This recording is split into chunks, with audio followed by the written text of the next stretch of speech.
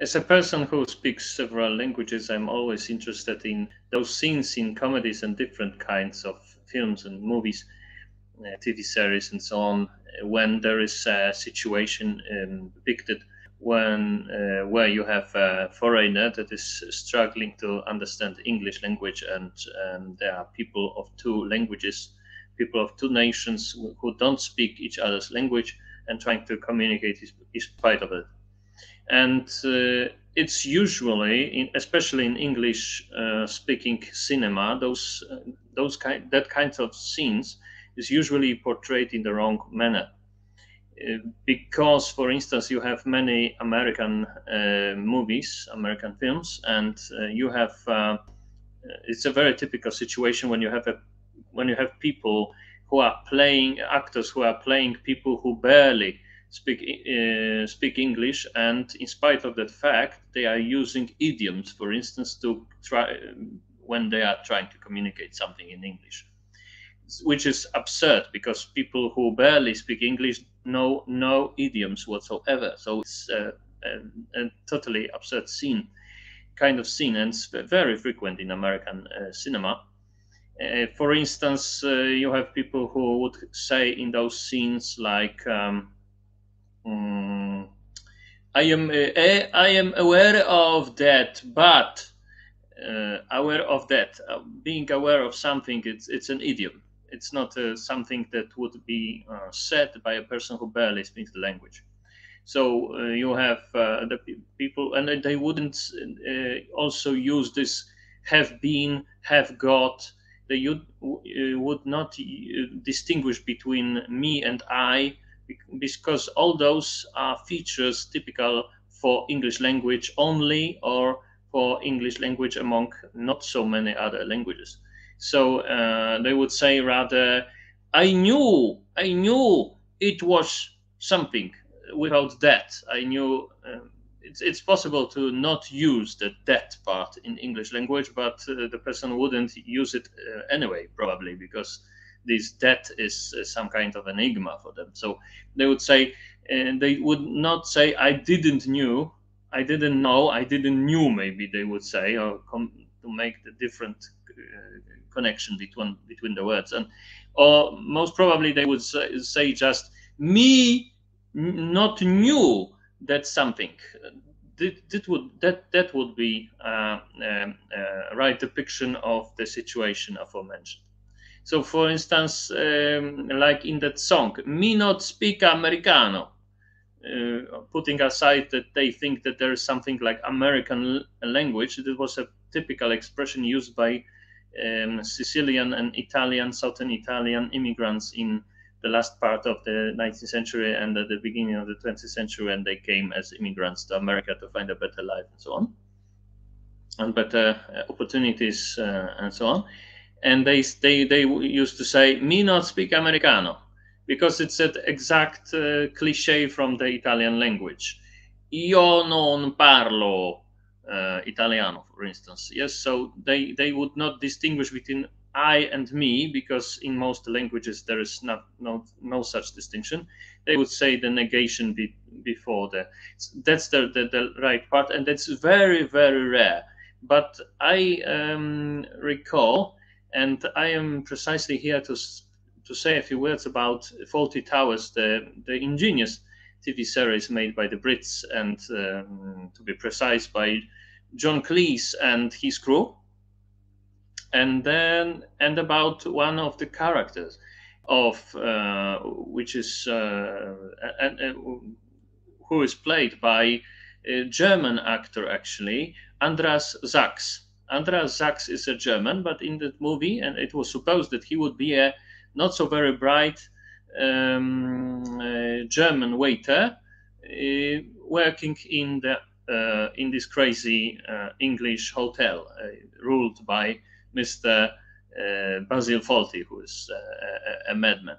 So he was. It was supposed to be a situation with the German waiter in the British hotel, but John Cleese said correctly, probably, that it wouldn't be found as very funny by the Brits, and maybe there was also supposed that it was also supposed that would be some collision with the episode about the German tourists and about not mentioning the war, because one of the episodes, maybe it was already planned at the beginning. So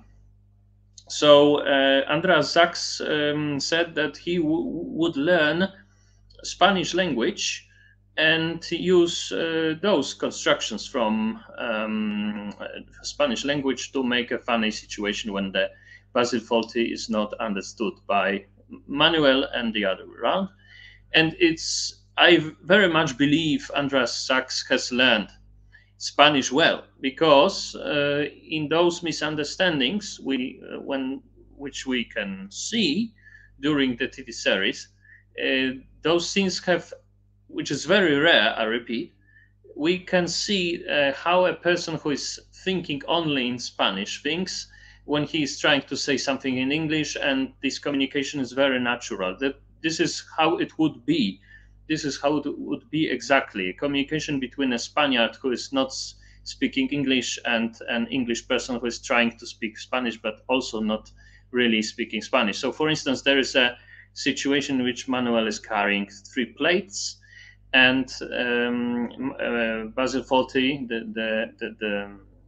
the manager of the hotel, is trying to point out that he is using too much butter, spending too much butter on using too much butter on those plates, and he's saying, "You have put too much butter on those plates. Okay, you are putting too much butter on those plates. No, no, no, no, senor. No on those plates, but uno, dos, tres. Uno, dos, tres." He's trying to teach counting in Spanish for correctly to his boss. No, Manuel, no, por favor, hay mucho burro ahí. Hay mucho burro ahí. There is much butter, he thinks, here. And it's totally wrong, because ahí means there, not here. Ají is here. But never mind the ají ahí. But he says, hay mucho burro, and burro is butter, but in Italian. And it's also, here's also in different scenes, he's using valisa, and there is no such thing as valisa. In Italian, even, it's valigia. In Spanish, it's maleta. So it's also funny, a scene about valisa, valigia, maleta. And automobile bianco, sportif. Bianco is in Italian, sportif is in French. So he's trying all Romance languages put together and glued together, and this is the usual way he's communicating to Manuel, and Manuel very correctly is not understanding, because he would be confused, and that would be the only outcome. And this is exactly what is happening. So, hay mucho burro ahí. And he said, mantequilla. What? Mantequilla. Burro is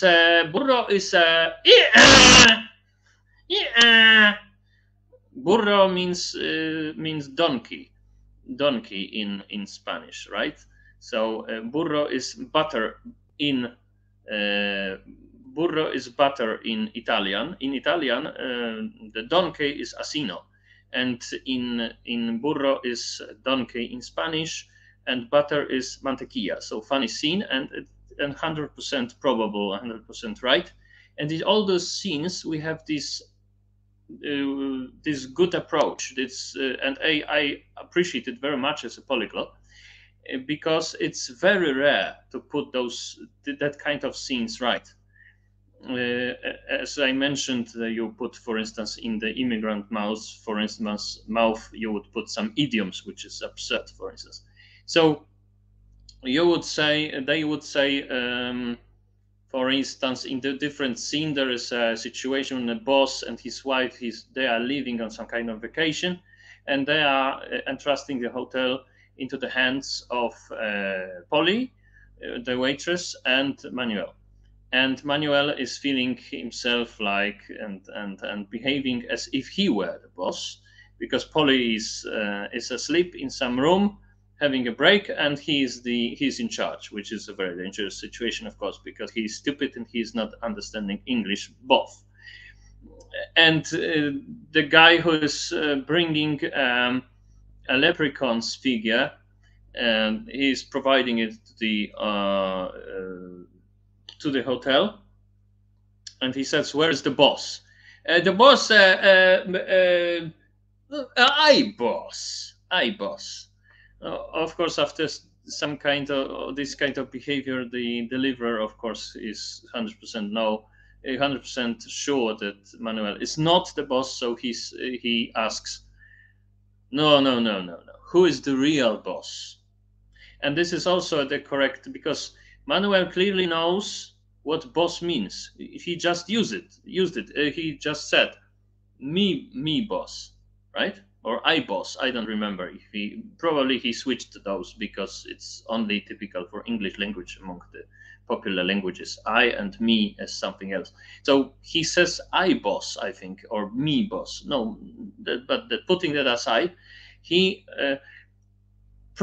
he said, "Who is the real boss?" Of course, Manuel understands the who is, and he understands boss.